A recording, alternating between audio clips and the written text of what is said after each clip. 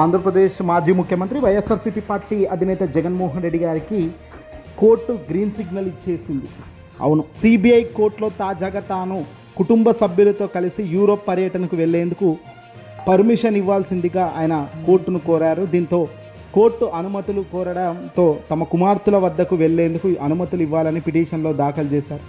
15 రోజుల పాటు జగన్ యూరోప్ పర్యటన కొనసాగనుంది. ఈ పిటిషన్ పైన విచారణ చేసిన సిబిఐ కోర్టు కీలక ఆదేశాలను కూడా జారీ చేసినట్టుగా తెలుస్తుంది. మాజీ ముఖ్యమంత్రిగా వైసీపీ అధినేతగా జగన్మోహన్ రెడ్డి గారికి సిబిఐ ప్రత్యేక కోర్టు షరతులతో కూడిన అనుమతులు మంజూరు చేసింది. కుటుంబంతో కలిసి యూరోప్ దేశాల్లో పర్యటించేందుకు దాదాపు 25 రోజుల సమయం కావాలని కోరుతూ జగన్ దాఖలు చేసిన పిటిషన్పై న్యాయస్థానం ఈ నిర్ణయం తీసుకుంది. అక్రమాస్తుల కేసులో నిందితుడిగా ఉంటూ ప్రస్తుతం బెయిల్ మీద ఉన్నందున జగన్ విదేశాలకు వెళ్ళాలంటే ప్రతిసారి కోర్టు అనుమతి తప్పనిసరట. అయితే పాస్పోర్టు ప్రస్తుతం కోర్టు స్వాధీనంలో ఉంటుంది కాబట్టి గతంలో జగన్ విదేశాలకు వెళ్ళినప్పుడు అధికారులకు తప్పుడు ఫోన్ నెంబర్ ఇచ్చారనే ఆరోపణలు కూడా వచ్చాయి. ఈ సమయంలో సిబిఐ అధికారులు సంప్రదించడానికి ప్రయత్నించగా ఆయన అందుబాటులోకి రాలేదని, ఈమెయిల్స్ కూడా స్పందించలేదని సిబిఐ కోర్టులో పిటిషన్ దాఖలు చేశారు. అయితే ఆ సమయంలో జగన్ తన పర్యటనను ముగించుకొని త్వరగానే ఇండియాకు రావడంతో కోర్టు ఆ పిటిషన్ కొట్టిపారేసింది. అయితే ఈసారి విదేశాలకు వెళ్లే ముందు తన అసలైన ఫోన్ నెంబరు, ఈమెయిల్ ఐడి సమర్పించాలని న్యాయస్థానం ఆదేశించింది. జగన్ కుమార్తెలు ఇద్దరు లండన్లోనే ఉన్నత చదువులు పూర్తి చేసి అక్కడే స్థిరపడ్డారు.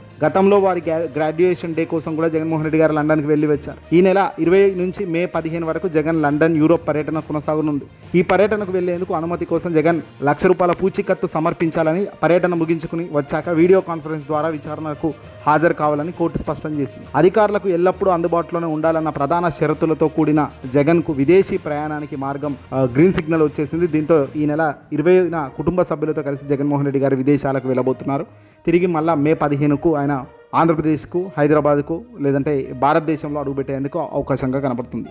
ఏదేమైనప్పటికీ కూడా అన్యాయపు తప్పుడు కేసులు మోపి తాను సొంతంగా విదేశాలకు వెళ్లేందుకు సైతం కోర్టు అనుమతులు తీసుకునేంత పరిస్థితుల్లో నిలబెట్టారు. నిజంగా అది ఒక రాజకీయ నాయకుడు గొప్ప స్థాయికి వెళ్ళి ప్రజల మంచి మనసు కోసం, ప్రజల కోసం కష్టపడుతున్న వ్యక్తికి ఇలాంటివి కరెక్ట్ కాదు. అయినప్పటికీ కూడా ఆనాడు ఉన్న అధికారం, నేడు అధికారంలో ఉన్న చంద్రబాబు నాయుడు కుట్రంత్రాయాలతో రాజకీయం నడిపించి చేయించిన ఒక దారుణాలు ఇవన్నీ. ఏదేమైనప్పటికీ కూడా సమ్మర్ హాలిడేస్ వెకేషన్లో భాగంగా జగన్మోహన్ రెడ్డి గారు తన కుటుంబ సభ్యులతో కలిసి ఫారెన్కి వెళ్లేందుకు కోర్టు ఇచ్చిన తీర్పుకు నిజంగా ఇక్కడ న్యాయస్థానం సెల్యూట్ కొట్టాలి. అలాగే సేఫ్గా జర్నీ ముగించుకొని మళ్ళీ తిరిగి రావాలని ఆశిస్తూ ఈ వీడియోకి లైక్ కూడా కొడదాం.